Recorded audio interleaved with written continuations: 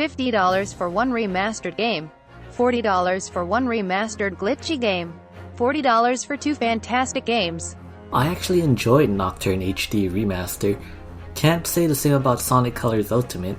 Anywho, I just finished the Great Ace Attorney Chronicles, and I've gotta say, these games are pretty damn good, and it only took me a while. Granted, I am a pretty slow reader, and I did my best to try and examine everything when investigating, but I'm here to just give my final thoughts on the game. I won't call this a review since there's already a million of those out there, and I feel like it wouldn't be fair to give this game a score of my own since I already knew what I was getting myself into when picking this up. If you like text adventures, murder mystery stories, or have been wanting to get into the Ace Attorney series, stop watching this video and go pick it up. I won't dive deep into spoiler territory here, with the exception of a few minor details. Most of what I have to say is just how I feel about the game's presentation. I'll say this right now, these are the best Ace Attorney games, period. The narrative of the story is second to none. The reason I say that is because almost every bit of information in each chapter of both games builds up to the conclusion at the end of the adventure. Most Ace Attorney games up to this point have had self-contained stories told in each entry, with a few plot lines that would carry over to another game, but not to the extent of TGAA. Part 1 and 2 are essentially two sides of the same coin. There were many plot holes in the first title that didn't get resolved, pun intended, until you played the second game. I will say Part 1 does have a pretty self-contained story, but Part 2 begs that you played the first game before you jump into it. All the chapters you play in Part 2 wouldn't work without building off of the foundation of the prior chapters from the first game. Watching Ryunosuke grow from an anxious college student to a confident upstanding lawyer is one of the best character arcs I've seen in a video game in a long time. You're gonna want to get relaxed, grab a cup of tea, and get lost in this world because, hoo boy, it is a roller coaster. Play these games back to back to tie up any loose ends the first game left behind. I highly recommend you do this if you have the time. It definitely heightened my experience when it came to absorbing the story. If I had taken a break between these games, I probably would have forgotten some important plot points. I also enjoyed the pacing of these games. Part 1 is structured so differently from any other Ace Attorney game in the past. For example, the first chapter is a lot longer than any other in the series. The second chapter takes a lot of inspiration from the investigation games, and the third chapter of the game throws you straight into the courtroom, only allowing you to examine evidence right on the spot. It isn't until the fourth chapter is when things start to feel more like a traditional Ace Attorney game. But this game handles every chapter in a unique way. It didn't feel awkward with how these chapters were structured, and it made sense for why they were set up this way. They were all built like this to fit the narrative of the story. Now, most of Part 2's chapters were set up in the same way we've seen in the prior games, which was nice because traditional investigations and courtroom scenes is what I've come to enjoy from the Ace Attorney series. Although I did enjoy the structure of the first game a bit better, because it didn't seem predictable on what would happen next. This is also probably one of the funniest games I've played this year. Comedy is a subjective topic, but Ace Attorney always manages to pull it off for me. Being set in the early 20th century, it's fascinating seeing Ryunosuke interact with up-and-coming discoveries like hot air balloons, forensic science, stereoscopes, wax museums, etc. This game also manages to still know when to shift its tone when it comes to the more serious subjects. As funny as the game can get, it sure knows how to pull the heartstrings. I would say majority of the cases will have you sympathizing with who is involved in them. There's a lot of emotional tension in this game, more so than any of the other Ace Attorney games I've played so far. Okay, so the game can get pretty racist at times. You have to expect something like that with the setting being set in the early 1900s, and it manages to do a great job depicting the subject.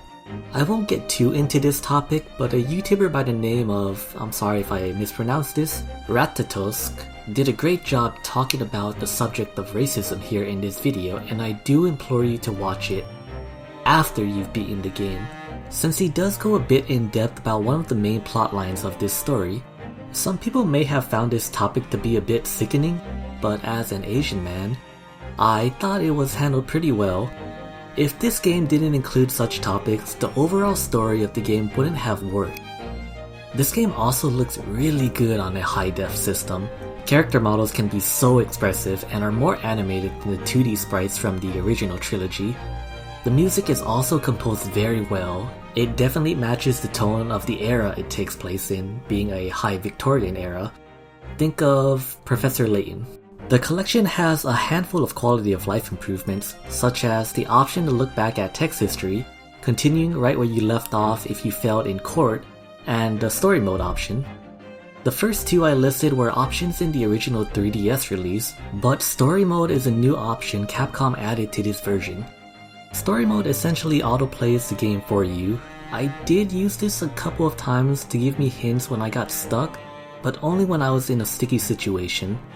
I still enjoyed trying to solve puzzles myself every chance I got, but I do think this mode is great to have for some people. I have a relative who likes these type of stories but cannot get into the Ace Attorney series because they find it a bit too hard when it comes to trials and finding contradictions in testimonies. So long as more people can get into the series, I'm fine with this being included. Be warned, you won't receive any of the achievements if you turn this on if you're into that kind of stuff. There's also an in-game gallery with all types of music, character art, trailers, and more. I do wish you were able to view the 3D models of characters in the gallery, and that's not here for some reason. It's a shame because I really do enjoy how these characters look and how they're animated. Also, do not look at the bonus content in the gallery. The game warned me it contained spoilers. The fourth picture here shows a big spoiler. I was an idiot. Don't be like me. I only have a couple complaints with the game and they're very minor. The first is the lack of a point system. As mentioned before, you can fail as many times in a trial and just continue where you left off with no penalty. It would have been nice to implement some kind of ranking system to show how well you did in the trials. Give me a letter grade to show I presented the correct evidence or made it through till the end of the trial with no continues. Another complaint is the lack of a sound option. I played the game on Switch and the volume was really low for some reason. This wasn't a big deal when playing on the TV since I was able to just turn the volume up, but in handheld mode it was a bit of a problem. I had my fan blasting in my room and I had to turn the volume up to max to hear what was going on. Be ready to have some headphones nearby if you're playing portably. There's so much more I want to talk about, but I don't want this video to be too long. But just to name a few things, the new cast is great, especially Herlock Sholmes. Multiple witness testimonies add a bit more spice to cross-examinations. The jury system is also really cool as we get to see outsider perspectives on these cases, and the dance of deduction scenes can just be downright hilarious.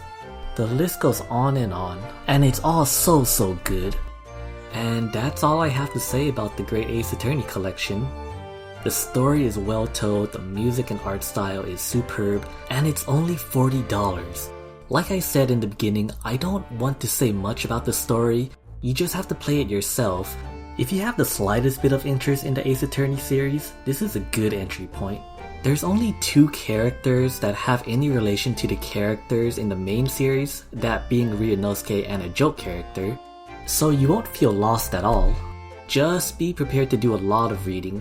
The collection was well worth the 75 hours I put in, and I have no regrets with how I spent my last month of my summer vacation. I hope more people will give this collection a shot and that the game sells well enough to show Capcom people still love text-adventure games in this day and age. I would love to see Ace Attorney 5 and 6 on the big screen and maybe finally get a physical copy of those games. Pretty please, Capcom? But that's gonna be it for the video. Thanks for sticking till the end, and remember to like this video, share it around, and subscribe if you haven't already. Until next time, later.